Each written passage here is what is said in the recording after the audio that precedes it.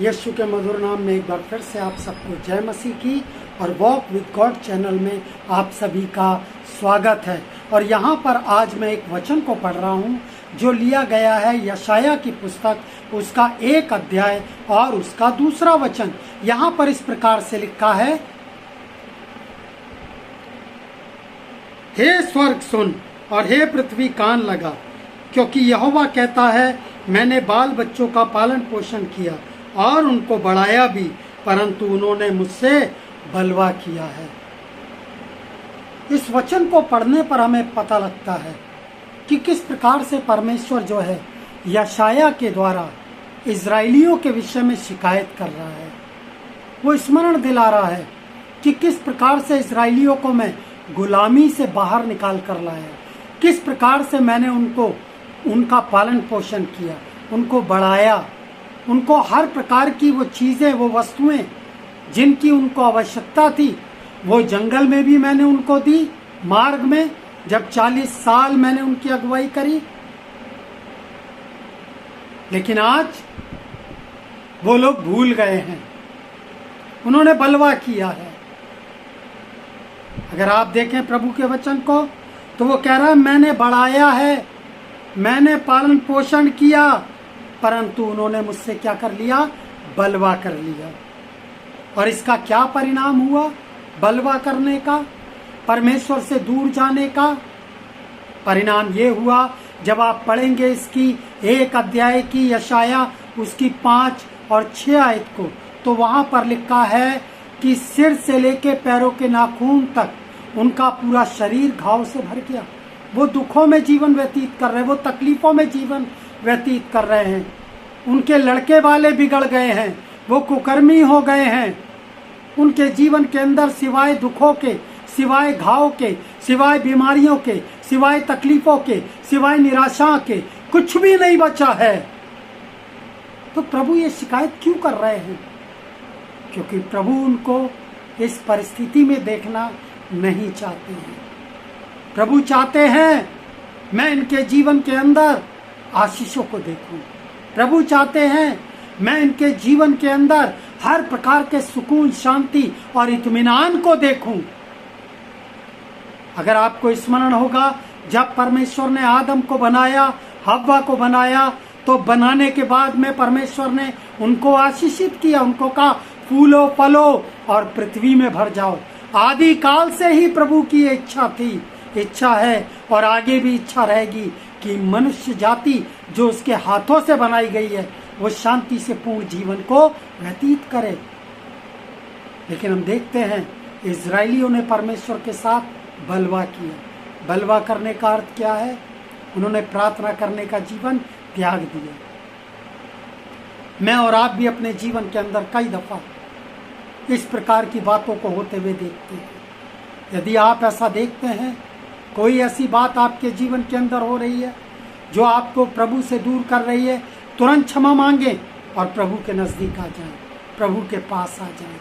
Bible में एक जिक्र है, अगर आप पढ़ेंगे लूका रचित सुसमाचार उसका 15 अध्याय और उसकी 11 से लेकर और 24 आयत तक, तो वहाँ पर लिखा है, किसी मनुष्य के 2 पुत्र थे।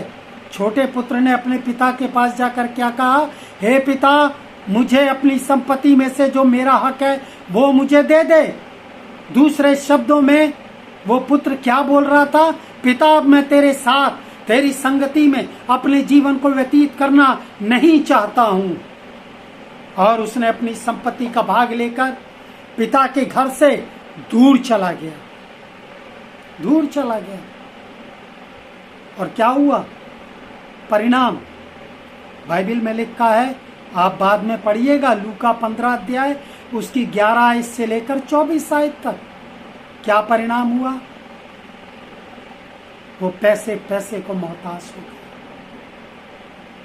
वो अपने पिता के घर में जो राज्य करता था, वो जिसके पिता के घर में बहुत सारे सेवक थे, नौकर नौकरानियां थी, दास और दासियां थी, परंतु जैसे ही उसने पिता के घर को छोड़ा उसका जीवन बर्बाद हो गया। और एक ऐसा भी समय आया जब उसे किसी के यहाँ पर सुअरों को चराने की नौकरी करनी पड़ी। और शर्त क्या थी जो भोजन सूअर खाते हैं वही भोजन वो भी खाएगा। मुझे नहीं पता कितने दिन तक उसने इस प्रकार का जीवन व्यतीत किया, लेकिन ठीक एक समय बाद उसने विचार किया, सोचा अपनी तकलीफ में, ओ मेरे पिता के घर में तो बहुत से रहने के स्थान हैं, मेरे पिता के सेवक कितना अच्छा भोजन करते हैं। और उसने उस पीड़ा की जगह में मन में सोचा, मैं वापस लौटूंगा, मैं वापस लौटूंगा, मैं पिता के घर चला जाऊंगा और अपने पिता से कहूंगा, पिता मुझे अपने पुत्र की तरह नहीं लेकिन एक मजदूर की तरह अपने घर में रख ले। और क्या हुआ, वो पिता के घर वापस आए और दोबारा उसके जीवन के अंदर आशीषें आ गई। हालेलुया। मैं आपको उत्साहित करना चाहता हूँ, एक वाक्य कहना चाहता हूँ, लौट आइए, लौट आइए, लौट आइए, वापस लौट आइए। क्योंकि जितना समय हम पिता की उपस्थिति से, प्रार्थना से, वचन से दूर रहते हैं, उतने ही समय हम दुखों में अपने जीवन को व्यतीत करते हैं। शैतान हमारा सत्यानाश करना शुरू कर देता है। इस छोटे पुत्र ने 3 काम किए। पहला काम उसने क्या किया, अपने पीड़ा वाली जगह पर पिता के प्रेम को याद किया, स्मरण किया कि मेरे पिता के घर में कितने दास और दासियां मुझसे भी कहीं अच्छा भोजन करते हैं और मैं यहाँ पर इस गंदगी में, इस खराब भोजन में अपने जीवन को किसी तरीके से व्यतीत कर रहा हूँ। तो पहला काम उसने अपनी बुरी परिस्थिति में पिता के प्रेम, उसकी उपस्थिति, उसके घराने को स्मरण किया, पहला काम। दूसरा काम उसने क्या कहा, मैं वापस लौटूंगा, पश्चाताप किया और अपने पिता से कहूंगा, मुझे एक पुत्र की तरह नहीं, क्योंकि उस हक को मैं खो चुका हूं, लेकिन मुझे एक मजदूर की तरह अपने घर में रहने की जगह दे दे। दूसरा काम उसने पश्चाताप किया और तीसरा काम, जो कुछ उसने याद किया, जो पश्चाताप किया, उसके अनुसार उसने कार्य करना शुरू कर दिया। उसने तुरंत उस जगह को छोड़ दिया जिस जगह पर दुख था, तकलीफ थी, जिस जगह पर अनाज्ञाकारिता काम कर रही थी, और तुरंत उस जगह की ओर चलना शुरू कर दिया था जहां पर उसके पिता, उसका घराना, उसके लोग, और जहां पर हर प्रकार की आशीषें थी। और ज्यों ही वो अपने पिता के घर पहुंचा, उसने पिता के सामने जाकर उसने कहा, हे पिता, एक मजदूर की तरह रख ले। आप जानते हैं पिता ने उसकी इस बात का कोई उत्तर नहीं दिया, उल्टा क्या कहा अपने दासों से, जाओ और जाकर बढ़िया वस्त्र लाओ, जूते लाओ, अंगूठी लाओ, इसको पहनाओ, ये मेरा पुत्र है, ये खो गया था लेकिन आज मिल गया है, मर गया था लेकिन आज पुनः जीवित हो गया है। मेरे अजीजों, मैं आपको उत्साहित करना चाहता हूँ, यदि आज आप काफी समय से परमेश्वर के वचन का तिरस्कार कर रहे हैं, नहीं पढ़ रहे हैं, प्रार्थना नहीं कर रहे हैं, कलीसिया में नहीं जा रहे हैं, संगति को आपने त्याग दिया है और उसके कारण बहुत सारे दुखों ने आपको घेर लिया है और अब आपको समझ में नहीं आता है आप क्या करें, आप प्रभु के पास आ जाएं। प्रभु आपसे कुछ नहीं कहेंगे, यकीन जानिए। जब वो पुत्र अपने पिता के घर पहुंच रहा था तो उसके पिता ने दूर से ही देखकर दौड़कर उसे गले लगा लिया।